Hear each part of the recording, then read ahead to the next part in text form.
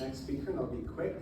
And yes, and I think you're beating yourself up a little bit about not advancing materials. You're doing a great job. Thank you very much for all you do. And with that in mind, I'd like to introduce Ray Palagy. This is one of my patients. I asked to come. I had to think of all the patients I thought would look great on stage, and I came up with Ray. Come on up. Thank you. I'm Ray. It's a privilege to be here. I don't know whose idea was it for me to follow up Dr. Nyack, but I'll do my best. I have a little aphasia in the left temporal lobe, so please be patient. But I want to tell you about my glioblastoma story.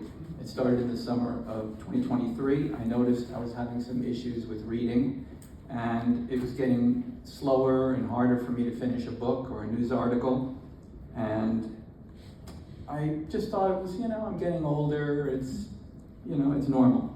But as the summer dragged on and into the fall, it started to get worse. And in the late fall, I noticed that words were getting jumbled. So I would see the word because, and I saw it and it said Becca-use. And I said, what is that word? And it took me 3 read-throughs to figure out something just happened. So anyway, by December, I went to see my primary, and right away she suggested an MRI, which was lucky break number 1. So the MRI was just the week before Christmas, and when I came out of the MRI, the radiologist said, I can't wait to send this report to your primary. It's Christmas weekend, and I have to tell you, you have a tumor in your brain, and you need to go to the emergency room right away. So I was in shock. It was not great news, but my wife and I went, and we went to the emergency room, we checked in, and we got great care at Hartford Hospital right from the start. So without going into a complete blow-by-blow, I had surgery on Christmas Day with Dr. Qureshi, who was my neurosurgeon. He's actually the chief of neurosurgery at Hartford Hospital, and he was rock star number 1 on my team.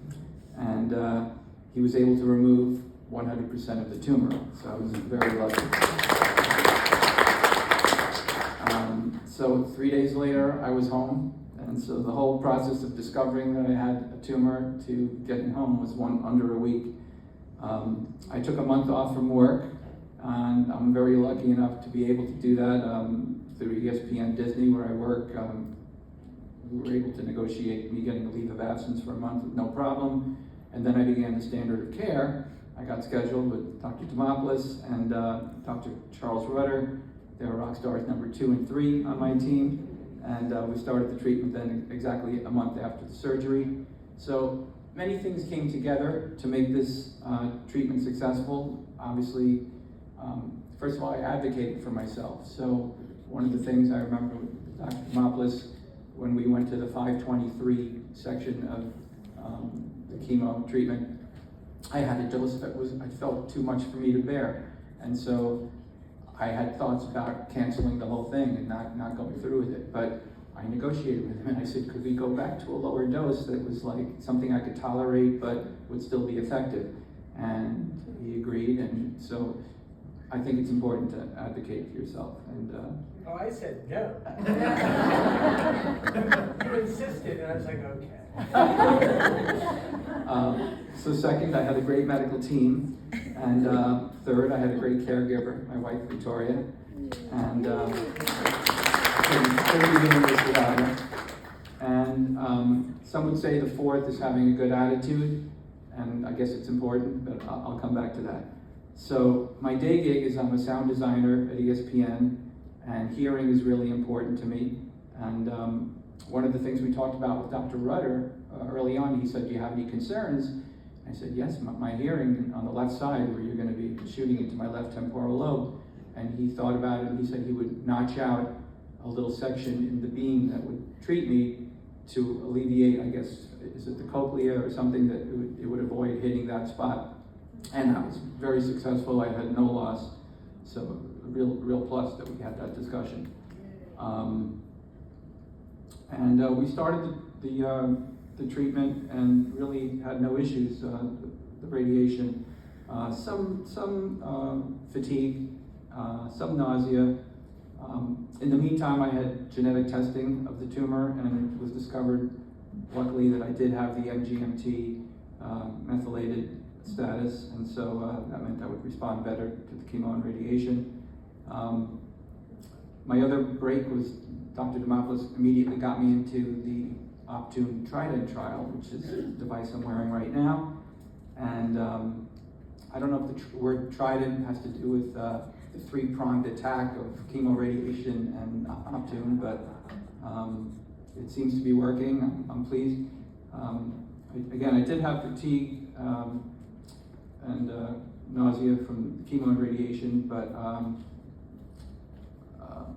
somehow we've been fighting through it.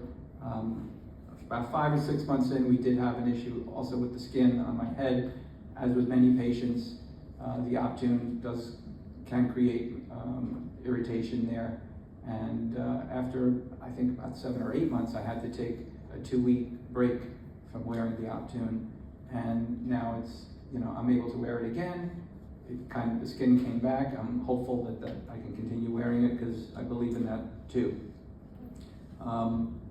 So the fourth part of the treatment was kind of self-initiated. Early on, I started hearing about a type of food supplement that people were taking that had healing properties, and some people were using to treat cancer. And one person in particular that we knew of had an inoperable brain tumor shrink completely from using this. It's called Sea Care. It's composed primarily of sea cucumber. It comes from New Zealand, and you drink it twice a day. It's a little bit expensive.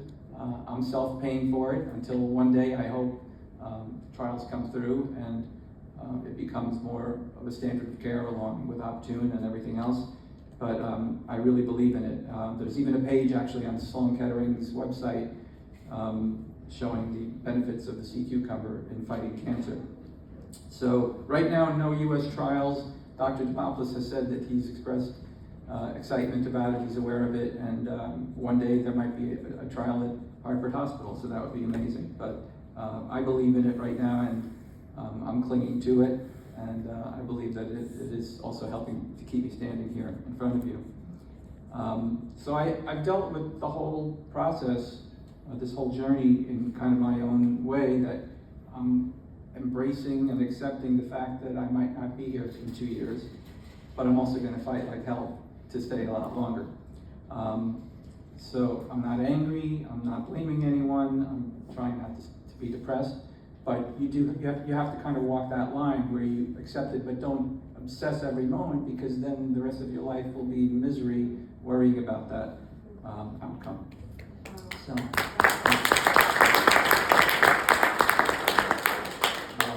I try to stay active. I changed my diet. I cut out sugar and flour because sugar feeds the cancer, I'm told. I'm lucky enough to have a job that I enjoy doing. I've been doing the same kind of work for 40 years. And but also having a job that allowed me to have the flexibility to work. I'm now working every other day from home so that my wife, Victoria, can help me change these arrays. It takes about a half hour, but we have to coordinate our schedule, and that's a big plus that we can do that. I play music with her. We're in a band together, and we've done that for decades as well. So having something like that in your life is really important, that you, whether it's a hobby or just something of interest that you can cling to. And the idea of having normalcy in your life is really big too. So when I first was diagnosed, I thought, I'm gonna quit my job and go live on a mountaintop somewhere, or go live on a beach. And I thought about it and I realized I don't really like sand, and I don't really like the beach. So, but more than that, I just really want the normalcy of trying to keep my life the way it's been going. I love my job. I love my wife. I love playing our music. So all those things are really important to me, whether I live 1 or 2 years or 30 more years. So I'm just trying to focus on the things that I'm enjoying. And during treatment, one more thing just to mention, I discovered kind of the magic of my extended support group, which is just friends and family. And I would have people that I didn't really realize I was close to would show up and bring us food and bring us, just well-wishing and bring us cards and flowers, and just having all that just made me realize how many people care about me, which also made me feel kind of lucky. So really, really important stuff. So I said I'd come back to attitude, and I would just say again that it is really important, just being able to give thanks and focus on that positive stuff. I'd say to anyone starting this journey, really focus on what you have and what you want, more on what you've lost and what you don't have, and I think that would help you reach your goals.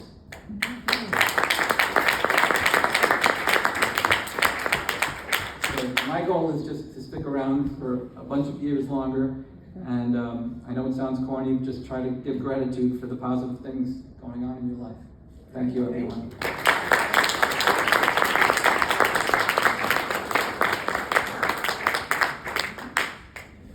Raymond, thanks so much for sharing your journey, and we look forward to hearing from you years to come.